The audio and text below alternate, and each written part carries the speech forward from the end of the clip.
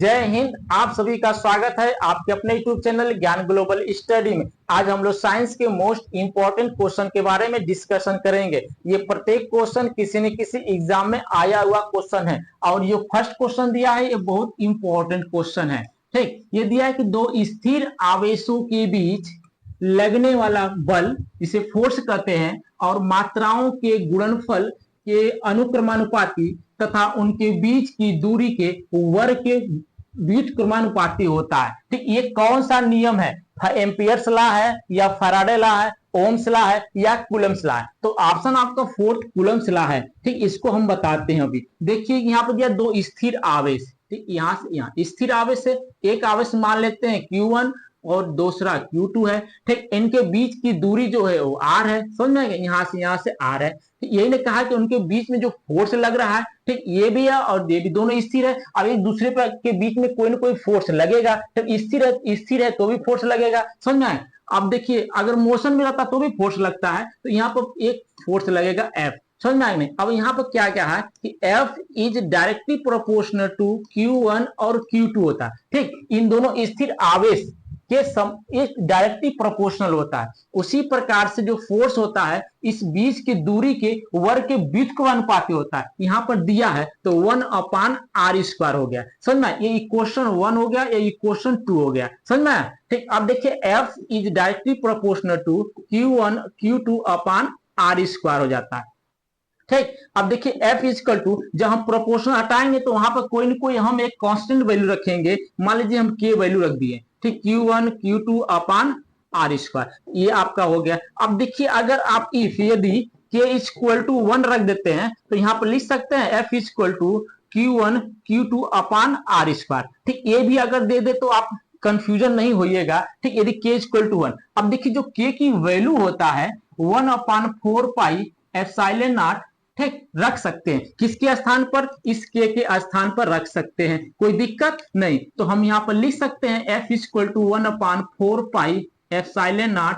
ठीक, Q1 Q2/r²। ठीक, ये भी तो ठीक, आप समझते चलिए कि क्वेश्चन किस प्रकार से पूछा जाता है। अब देखिए जो इसकी वैल्यू होती है, ठीक, इस पूरे की वैल्यू जो होती है 1/4 पाई एप्सिलॉन नॉट की वैल्यू होती है 9 इंटू 10⁹। अब देखिए यूनिट कैसे ज्ञात करेंगे? यही ना वैल्यू है यहां से यहां तक, इसके स्थान पर कुछ वैल्यू रख देंगे। जब इसको इधर ट्रांसफर करेंगे तो ये न्यूटन हो गया, न्यूटन। अब इसको इधर ट्रांसफर करेंगे तो दूरी है तो मीटर होगा, मीटर स्क्वायर। और प्रति, ये गुलाम है उसका मात्रक गुलाम आवेश है, गुलाम होगा। ये भी नीचे जाएगा तो प्रति गुलाम स्क्वायर, इसका मात्रक हो गया। तो ये कभी कभी क्वेश्चन में यही दे देता है आपकी वैल्यू, और ये बहुत इंपॉर्टेंट क्वेश्चन होता है। समझना? अब देखिए इसमें कई क्वेश्चन पूछता है। पहले तो आपको ये क्वेश्चन पूछा है कि कौन सा नियम है। दूसरा क्वेश्चन पूछ देता है 1/4 पाई एप्सिलॉन नॉट की वैल्यू क्या होती है 9 इंटू 10⁹ न्यूटन मीटर स्क्वायर प्रति कूलम स्क्वायर। इसका आप यूनिट थोड़ा सा ध्यान देंगे। ठीक, अब तीसरा देखिए क्वेश्चन यहां से पूछते हैं, खाली आपका एप्सिलॉन नॉट की वैल्यू पूछ देगा। ठीक, एप्सिलॉन नॉट की वैल्यू क्या होती है? इसकी वैल्यू होती है 8.86 इंटू 10⁻⁻12। ठीक, अब आपको कुछ नहीं करना है, बस इसी का जो यूनिट दिया इसी को आप पलट दीजिए। ठीक, यहां पर दिया है, इसको नीचे करिए उसको ऊपर करिए। अब यहां पर रखकर देख सकते हैं। समझ, यहां पर निकालेंगे तो वही वैल्यू आएगा इसके यूनिट। तो ये जो कूलम स्क्वायर प्रति न्यूटन मीटर स्क्वायर। समझना? ये भी बहुत इंपॉर्टेंट है, बहुत इंपॉर्टेंट है। समझ में आएगा ना? इसमें आपका कई क्वेश्चन बना, 3-4 क्वेश्चन तैयार हो गया। समझ में आएगा नहीं? अब ये हो गया। अब आपका कूलम्स लॉ है। अब देखिए जो एम्पियर लॉ होता है ये आपको बायो-सेवर्ट लॉ भी कहा जाता है, बायो-सेवर्ट लॉ भी होता है। इससे आप जानिए कि एम्पियर्स लॉ को बायो-सेवर्ट लॉ भी कहते हैं। और जो फैराडे लॉ होता है उसमें दो नियम होता है। जो फर्स्ट नियम होता है जब किसी बंद परिपथ के पास किसी चुंबक को ले जाते हैं तो उसमें जो मैग्नेटिक फ्लक्स की संख्या होती है बढ़ जाती है, जब चुंबक दूर ले जाते हैं तो मैग्नेटिक फ्लक्स संख्या घट जाती है। ओम्स लॉ क्या होता है? जैसे यहाँ पर कोई कंडक्टर है, कंडक्टर मैंने चालक जिसमें धारा प्रवाहित होता है। अब यहां पर उत्पन्न होता है क्या? पोटेंशियल। समझना? इसे पोटेंशियल, पोटेंशियल या तो वोल्टेज भी कह सकते हैं। ठीक, वोल्टेज को भी से दिखाते हैं। तो इस पर जब भी उत्पन्न होता है, समझना? और इसमें बहने वाली जो धारा होती है उसे आई कहते हैं। तो इसके जो voltage is directly proportional to current होता है, समझना। ये V इक्वल टू जब प्रोपोर्शनल हटाते हैं तो वही R लिख देते हैं। जो R है आपका रेजिस्टेंस होता है, समझ में आएगा, रेजिस्टेंस होता है। ठीक, ये ओम्स लॉ हो गया, समझ में आएगा नहीं, ये भी आपको पता होना चाहिए। ठीक, समझ गया कि आपका फोर्थ ऑप्शन सही है। इससे आपको इसके बाद में क्वेश्चन कैसे लगने को आएगा कि बीच की दूरी को आधा कर दिया जाए, बीच की दूरी को दोगुना कर दिया जाए तो क्या फर्क पड़ेगा। आप एक चीज ध्यान दीजिएगा, ये जो हम फॉर्मूला यहाँ पर लिखे हैं वहां पर हम किस प्रकार से यूज करेंगे। ठीक, वहां पर ये समझ गया तो वहां पर हम डायरेक्ट लिखेंगे। बढ़ते हैं नेक्स्ट क्वेश्चन की ओर। नेक्स्ट क्वेश्चन दिया है कि दो विद्युत आवेशों के बीच लगने वाले बल संबंधित है। अभी यहां पर हमने देखे दो विद्युत आवेश के है, ठीक, आवेश तो आवेश होता है, ठीक, दो विद्युत आवेश के बीच लगने वाला क्या है, बल है, वही पूछा है बल है, तो वो कौन सा नियम था, कूलम्ब्स लॉ था। ये भी क्या हो जाएगा, दिया कि दो विद्युत आवेशों के बीच लगने वाले फोर्स संबंधित है, आपका कूलम्ब्स लॉ से संबंधित है। ठीक, कूलम्ब्स लॉ संबंधित है, ये ओम्स लॉ नहीं है, Ohm's law V equal to IR हो जाता है, समझ में नहीं। फैराडे लॉ का आपको दो नियम बताए हैं। एम्पियर्स लॉ को बायो-सेवर्ट लॉ भी कहा जाता है, समझ में नहीं, बायो-सेवर्ट लॉ भी कहते हैं। ठीक, बढ़ते नेक्स्ट क्वेश्चन दिया है कि किसी आवेशित चालक का संपूर्ण आवेश रहता है, किसी आवेशित चालक माने कंडक्टर, एक कंडक्टर होता है एक नॉन कंडक्टर। कंडक्टर का मतलब जिसमें करंट आसानी से फ्लो जाता उसे कंडक्टर कहते हैं, और नॉन कंडक्टर होता है जैसे लकड़ी हुआ, पत्थर हुआ, उसे जिसमें करंट फ्लो नहीं हो सकता है, वो आपका प्लास्टिक भी हो सकता है, समझना। एक होता है सेमी कंडक्टर जिसमें थोड़ा थोड़ा थोड़ा फ्लो होता है, जैसे चिप वगैरह सब जो मोबाइल में यूज करते हैं, समझना है, वो सेमी कंडक्टर होता है। तो अब इसमें देखिए क्वेश्चन के अकॉर्डिंग क्या कहा है कि किसी विद्युत आवेश में चालक का संपूर्ण आवेश कहा जाता है। जैसे मान लीजिए एक कंडक्टर है जिसमें कंडक्टर चालक प्रभावित होता है, माने करंट आपका आसानी से चला जाएगा, ठीक, आसानी से चला जाएगा। ये कहा नहीं रहता, इसके बीच में नहीं रहता है, समझ में ना, इसके बीच में नहीं रहता है, इसके बाहरी परत पर रहता है, यहाँ पर रहेगा, ठीक, इसके किनारे पर रहेगा, समझ में। ठीक, तो कोई भी अगर आवेशित चालक है तो संपूर्ण आवेश कहाँ रहेगा, उसके बाहरी पृष्ठ पर रहता है, ठीक, आउटर साइड पर, समझना कि नहीं। तो आपका ऑप्शन बी सही है। ठीक, बोथ नहीं होगा कि आंतरिक पृष्ठ पर भी बाहरी पृष्ठ पर, ये आपसे आप क्वेश्चन को थोड़ा सा ध्यान देंगे, समझ थोड़ा सा क्वेश्चन घुमाया हुआ है, ठीक, बाहरी पृष्ठ पर होता है। ठीक, बढ़ते हैं नेक्स्ट क्वेश्चन। नेक्स्ट क्वेश्चन दिया है कि समान आवेशों में होता है, समान आवेशों में क्या होता है। ठीक, समान आवेश का कहने का तात्पर्य जैसे प्लस और प्लस है, ये भी ये समान आवेश है, माइनस माइनस दोनों समान आवेश है। ठीक, अगर प्लस प्लस रहे या माइनस माइनस रहे, ये पूछा है समान होना चाहिए। ठीक, तो वो क्या होगा, वो आकर्षण होगा कि प्रतिकर्षण होगा, तो वो आपका रिपल्सन होता है। ठीक, समान आवेश रहेगा तो वो आपका रिपल्सन होता है। रिपल्सन माने प्रतिकर्षण कहा जाता है, ठीक, प्रतिकर्षण कहते हैं, प्रतिकर्षण भी कहते हैं और विकर्षण भी कहा जाता है, समझ में आया कि नहीं। अब आप समझिए, अगर माइनस और प्लस रहेगा या तो माइनस और प्लस रहेगा, सर प्लस माइनस या माइनस प्लस रहेगा, इन दोनों में रहेगा तो इसमें आकर्षण होगा। ठीक, ये आपका फर्स्ट ऑप्शन रहेगा अट्रैक्शन, समझ में आएगा, ये अट्रैक्शन होगा जिसे आकर्षण कहा जाता है। ठीक, आकर्षण कहते हैं। ठीक, समझ गए, तो आपका ऑप्शन बी सही है। अब देखिए जो कोहेसिव होता है और एडहेसिव होता है, जिसे ससंजक बल कहते हैं और आसंजक बल। ससंजक बल वो होता है जिसे कोहेसिव कहते हैं, मतलब समान अणुओं के बीच लगने वाले को ससंजक बल कहते हैं। जैसे वाटर वाटर हुआ, ठीक, वाटर वाटर हो गया, ठीक, आपका लिक्विड कोई लिक्विड लिक्विड के बीच, शहद शहद के बीच लगने वाला, तो माने समान अणुओं के बीच लगने वाले बल को हम ससंजक बल कहते हैं। और एडहेसिव फोर्स किसे कहते हैं, हम असमान असमान पदार्थ के बीच या असमान अणुओं के बीच लगने वाले बल को हम एडहेसिव कहते हैं। जैसे मान लीजिए ब्लैक बोर्ड है, ब्लैक बोर्ड है, इस पर हम मार्कर से लिख रहे हैं, तो ये जो रेड कलर लिख रहे हैं बोर्ड पर, ये क्या है, दो आसंजक बल है, समझ में नहीं, ये आसंजक बल, ब्लैक बोर्ड एक कलर है, समझ में नहीं। अब जैसे वाटर वाटर में लगेगा क्या, आपका कोहेसिव लगेगा। ठीक, शहद शहद, दूध दूध, समान रहेगा तो समान रहेगा। या तो कोई स्टोन स्टोन के बीच क्या लगेगा, मतलब समान होना चाहिए, उसमें डिफरेंट नहीं होना चाहिए मॉलिक्यूल, समझ में आए। तो वही कहा, ये ससंजक बल होता है जिसमें समान रहता है मॉलिक्यूल, इसमें आसंजक बल जिसमें डिफरेंट डिफरेंट अणुओं के बीच लगता है। तो आप समझ गए ससंजक और आसंजक किसे कहते हैं, रिपल्सन और अट्रैक्शन किसे कहते हैं, समझ में आया नहीं। ठीक, बढ़ते हैं नेक्स्ट क्वेश्चन। नेक्स्ट क्वेश्चन दिया है कि वस्तुओं का आवेश किसके स्थानांतरण के फलस्वरूप होता है। ठीक, वस्तुओं का स्थानांतरण, ये दिया कि वस्तुओं का आवेश, आवेश माने चार्ज होता, आवेश होता, वो किसके स्थानांतरण के फलस्वरूप होता है। जैसे मान लीजिए यहाँ पर दिया है, कोई दिया, इस पर लिखा है +2 लिख दिया है, ये कोई लिखा, ये ऑक्सीजन नहीं लिखे, समझ आए, हम माइनस, हम कोई भी एग्जाम्पल ले रहे हैं, ठीक, एग्जाम्पल ले रहे हैं, अगर इसमें प्लस लिखा है, इसका मतलब क्या है कि इसको 2 इलेक्ट्रॉन की आवश्यकता है, समझना। और जिस पर माइनस लिखा है, इसका मतलब ये 2 इलेक्ट्रॉन देना चाहता है, तो वो आपका कुछ भी हो सकता है, माइनस भी हो, एक माइनस भी हो सकता है, ठीक, वो ट्रिपल माइनस भी हो सकता है। तो माइनस ये दर्शाता है, ये किसको दर्शाता है, इलेक्ट्रॉन को दर्शाता है, माइनस और प्लस, समझना। अगर माइनस है तो वो इलेक्ट्रॉन को क्या लेना चाहेगा, और प्लस है तो इलेक्ट्रॉन को देना चाहेगा। वही पूछा है कि हम जो स्थानांतरण करते हैं वो आवेश नहीं, वही आवेश इलेक्ट्रॉन के रूप में होता है, तो ये इलेक्ट्रॉन आपका ऑप्शन सही होता है, जिसे ई कहते हैं, इस पर चार्ज माइनस होता है, समझ में नहीं। ठीक, ये आपके जो नाभिक न्यूक्लियस होता है, उसके अंदर न्यूट्रॉन और प्रोटॉन पाया जाता है, न्यूक्लियस के अंदर पाया जाता है, समझ में नहीं। तो आपका फर्स्ट ऑप्शन सही है। बढ़ते हैं, नेक्स्ट क्वेश्चन दिया है कि यदि दो विद्युत आवेशों के मध्य, देखिए यहाँ पर, यदि दो विद्युत आवेशों के मध्य दूरी को आधा कर दिया जाए तो उनके मध्य विद्युत बल क्या होगा, बल माने फोर्स बता रहा है, क्या होगा, समझ में आया कि नहीं। अब देखिए क्वेश्चन वही है, दो विद्युत आवेश है तो फोर्स तो वही रहेगा, F = 1/4 epsilon not Q1 Q2 upon R²। ठीक, एक चीज यहाँ पर समझिए, ये फार्मूला हम बता रहे हैं, इसको आप नोट कर लीजिएगा। ठीक, ये क्या है, पूरी हमारे कांस्टेंट वैल्यू है, इसके स्थान पे K लिखे थे, K = 1 लिख सकते हैं, तो F = लिख सकते हैं Q1 Q2 अपान R² लिख सकते हैं, इसको भी लिख दे R1, समझ में आएगा, ये R1 लिख सकते हैं, समीकरण नंबर 1, ये F1 लिख सकते हैं, कोई दिक्कत नहीं, क्योंकि हम वहां पर आपको बताए थे फर्स्ट क्वेश्चन में कि इसका हम यूज डायरेक्ट करेंगे। ठीक, अब F2 इसको लिख देते हैं Q2, ठीक, 2 लिख देते हैं,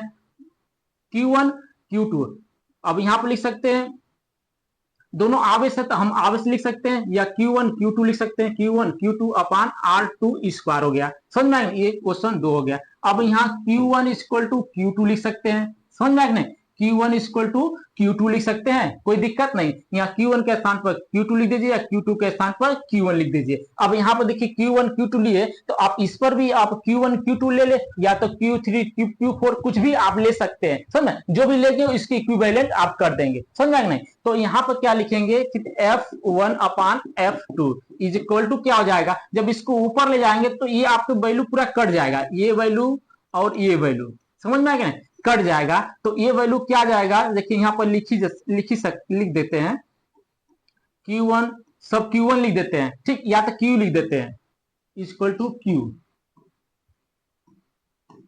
ठीक, Q1 = Q2 = Q लिख देते हैं। ठीक, जब Q1 Q2 सब लिखेंगे सब बराबर जाएगा, Q अपान, ठीक, इसको लिखेंगे R1 का स्क्वायर, ठीक। अब देखिए जब इसको करेंगे तो ये ऊपर चला जाएगा, R2 का स्क्वायर हो जाएगा, समझ में आएगा नहीं, R2 का स्क्वायर नहीं समझ में आ रहा था, देखिए F1 अपान F2 = लिखेंगे, पहले इसको लिख दीजिए, Q लिख देते हैं, Q, ठीक,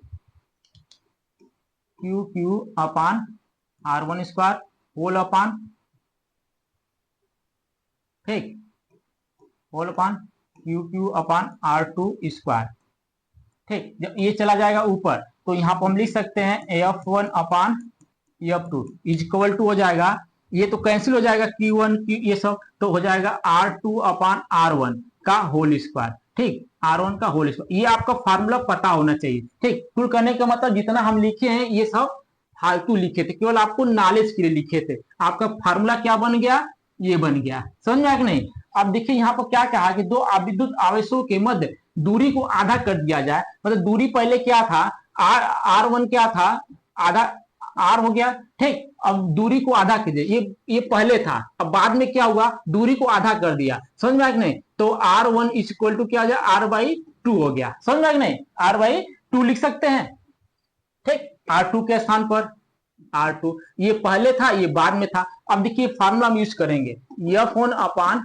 F2 = R2 अपान R1 का होल स्क्वायर, यहां लिखेंगे या R1 के स्थान पर R लिख देंगे, इसके स्थान पर R2 के स्थान पर R/2 लिखेंगे, ठीक, तो R/2 लिखेंगे अपान, ठीक, यहाँ पर नीचे इसको लिखेंगे, ठीक, F1 अपान F2। अब देखिए यहाँ पर जो इसके स्थान पर लिख दिया R/2 ये, ठीक। अब इसके स्थान पर लिख दिए R लिख देंगे, समझ में आएंगे R।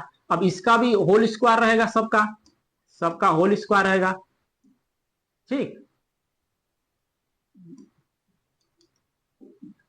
Whole square. तो F1 अपान F2, या तो इसी जगह R स्क्वायर लिख सकते थे डायरेक्ट, तो R अपान 2 का होल स्क्वायर ऊपर लिखिए, अपान, नहीं समझ में आ रहा तो ऐसे लिखिए, समझ में आ नहीं, ठीक। अब इसको देखिए करेंगे तो R स्क्वायर ये नीचे चला जाएगा, 4R स्क्वायर हो जाएगा, समझ में, ये नीचे चला जाएगा। अब ऐसा नहीं कि इसको आप ऊपर कर देंगे, अगर आप 1 अपान मान लीजिए A अपान अगर B लिखते हैं, ठीक, अगर नीचे C है तो इसको किस प्रकार से करेंगे, C आपका ऊपर चला जाएगा तो A अपान BC हो जाता, इस प्रकार से। वही ना, देखिए ये इस पर चला गया, समझ में आएगा नहीं। अगर इसी के स्थान पर A अपान B/C रहता, B/C रहता, ये आपका ऊपर चला जाता तो AC/B लिखते, ये किस फॉर्म में, इस फॉर्म में, ये हो गया R कैंसिल हो गया, ठीक। तो F1 अपान F2 हो गया, ये क्या हो जाएगा 1/4 हो गया। अब देखिए जो पहले था ये बिफोर था, बिफोर माने पहले F1 क्या था 1 था, अब आफ्टर माने बाद में,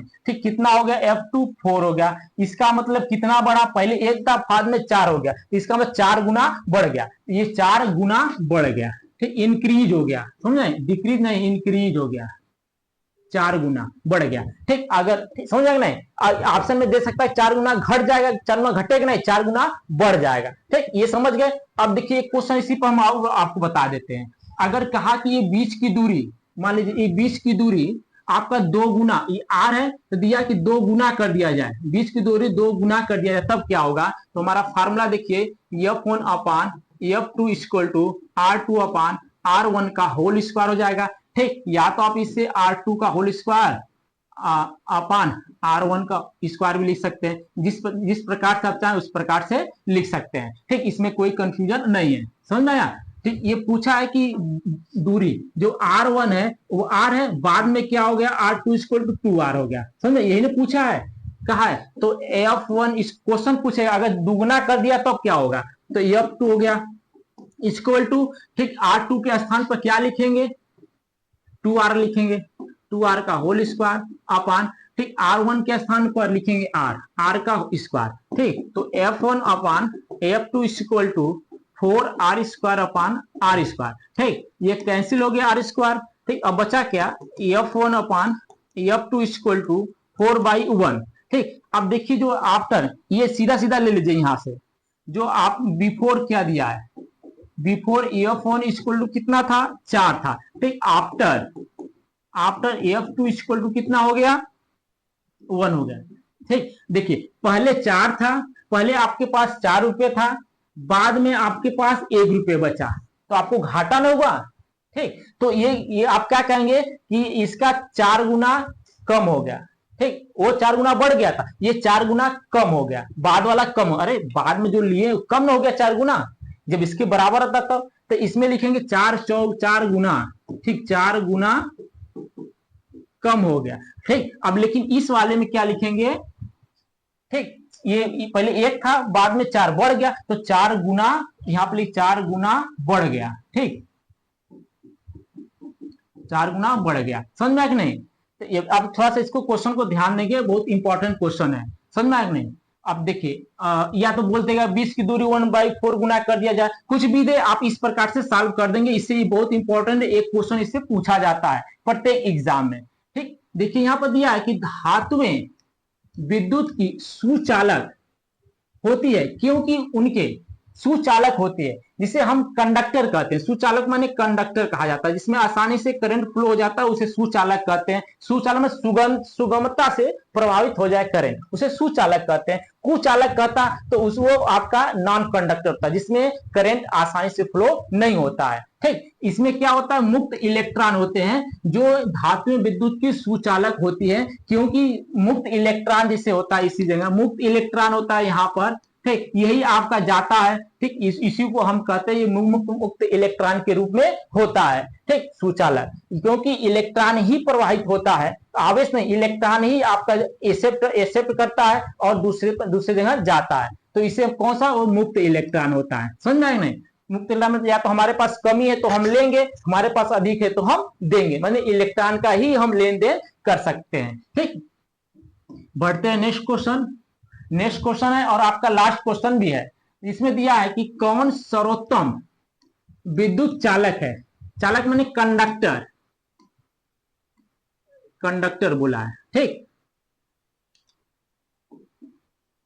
बड़ा लिखे, कंडक्टर माने चालक जिसमें आसानी से फ्लो हो जाता है। इसमें 4 ऑप्शन दिया है, कॉपर, आयरन, एल्यूमिनियम और सिल्वर। देखिए जब इस तरह से क्वेश्चन आता है ना तो आप ऑप्शन के अकॉर्डिंग देखेंगे, समझ में कि इन चारों में से कौन सा कंडक्टर सबसे अधिक है जिसमें आसानी से करंट फ्लो हो जाएगा। तो आप ऑप्शन के अकॉर्डिंग देखेंगे तो जो सिल्वर है वो आपका सर्वोत्तम कंडक्टर होता है इन चारों में से। हो सकता है इसमें से न देकर इन तीनों में पूछे सबसे अच्छा कौन चालक है। ठीक, हो सकता है इन दोनों में पूछ दे सबसे अच्छा चालक कौन है। तो आप ऑप्शन के अकॉर्डिंग देखेंगे कि इन चारों ऑप्शन में सबसे अच्छा चालक कौन है, समझ में गए। उस प्रकार से आप क्वेश्चन को करेंगे। जैसे इस प्रकार से हम देखते हैं, जैसे कोई मान लीजिए 90% पाया, ठीक, कोई 90% पाया, कोई 91% पाया, कोई 80% पाया, तो हम कहेंगे इन तीनों में से सर सबसे अच्छा कौन सा है, सर्वोत्तम नंबर कौन पाया है या परसेंटेज पाया है, तो आपका ये 91 वाला सही हो जाएगा, समझ में आएगा नहीं। अगर हम इसी जगह आंसर